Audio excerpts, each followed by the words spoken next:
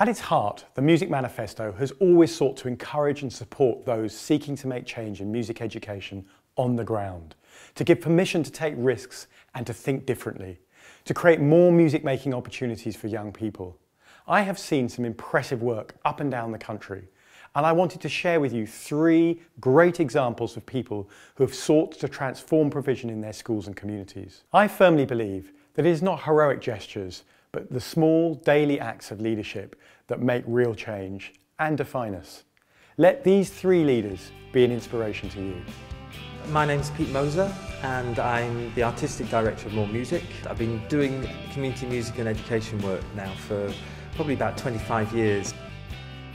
I'm Karen Bousfield, I'm Deputy Head at Great Barrow High School, and this is Sarah Barnes, who is our new Head of Performance here.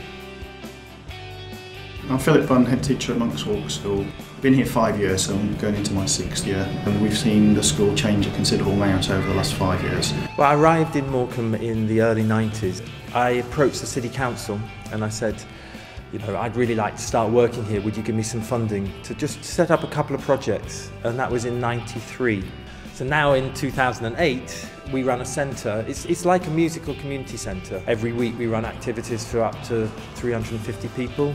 On Mondays, adult education, guitar and singing. Tuesdays, a big carnival band. Wednesdays is a special needs music class. Wednesday nights is the band rehearsal night. And a Friday night we call it Friday Night Project. And it's for sort of local MCs. The kids who used to smash our windows about 3 years ago, so we set them up a night.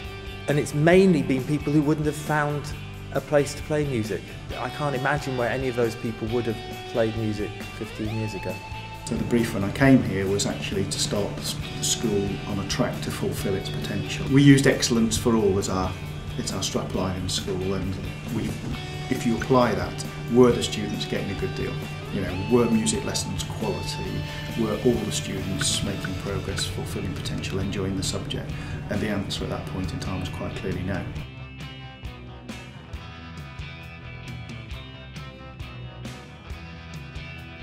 The result has been a transformation really in the approach to music. The level of participation, the level of enjoyment has quadrupled.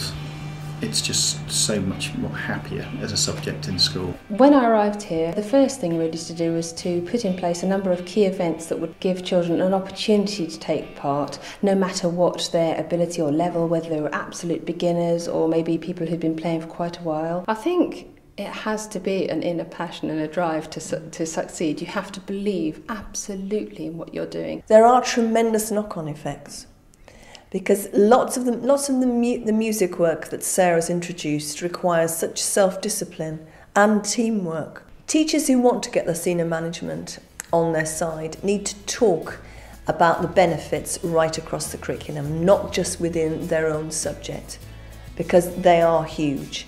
And if they think really carefully and plan what they're going to present, I'm sure people will listen, because we certainly have here, and we're really delighted that we have listened. You've got to be brave. You know, there's a lot of accountability in schools, and if you're not prepared to take risks, or if you're not prepared to give people permission to take risks, that's your biggest stumbling block in the school. At the moment in England, I think there's more music making happening than anywhere else. The community music field has grown phenomenally. On top of that, the music education world, the more formal world, is opening up. We get these kind of massive bodies of musicians talking and working together and realising that the language that they're working with is actually a common language. I think challenging authority is where community musicians start from, and challenging the status quo, challenging the way things happen. And whether you're a teacher in a secondary school or in a primary school, whether you're a musician working in rural or urban communities, challenging the way things always happened is part of your job.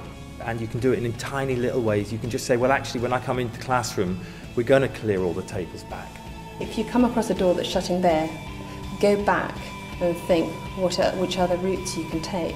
Don't give up. I put myself on the block, I played my guitar, I sang in the bands.